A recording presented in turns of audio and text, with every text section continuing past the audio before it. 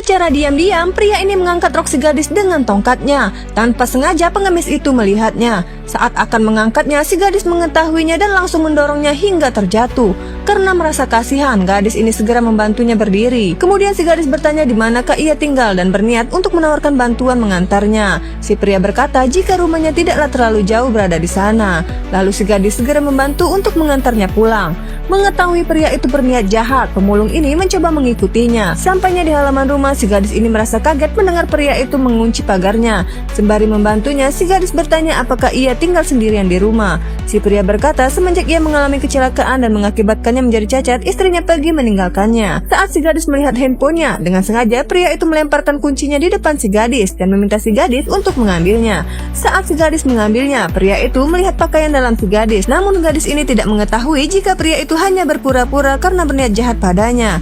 Kemudian pria ini meminta si gadis untuk membukakannya pintu. Setelah membukakannya pintu, si gadis yang mulai merasa tidak nyaman mencoba pamit untuk pergi. Namun si pria mengajaknya masuk untuk menawarkannya minum sebagai tanda terima kasih karena telah mengantarnya pulang. Si gadis berkata, "Aku takut orang tuaku merasa khawatir. Ayolah sebentar saja, aku hanya memberimu minuman. Setelah itu kau boleh pergi," ujar si pria. "Baiklah, tapi hanya sebentar saja." Akhirnya si gadis pun berhasil masuk perangkapnya. Melihat kecantikan si gadis, pria ini merasa tidak sabar ingin melakukan aksinya.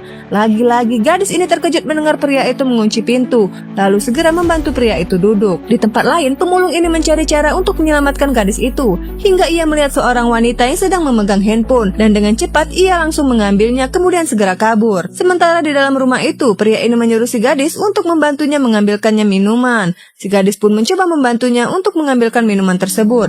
Akhirnya pemulung itu sampai di rumah pria itu. Ia mencoba menaiki pintu trali itu agar bisa masuk ke dalam rumah. Melihat polisi yang sedang bertugas, wanita ini mengajak polisi tersebut untuk menangkap pemulung yang telah merampas handphonenya. Setelah berhasil memanjat pagar itu, akhirnya pemulung ini berhasil masuk ke dalam rumah.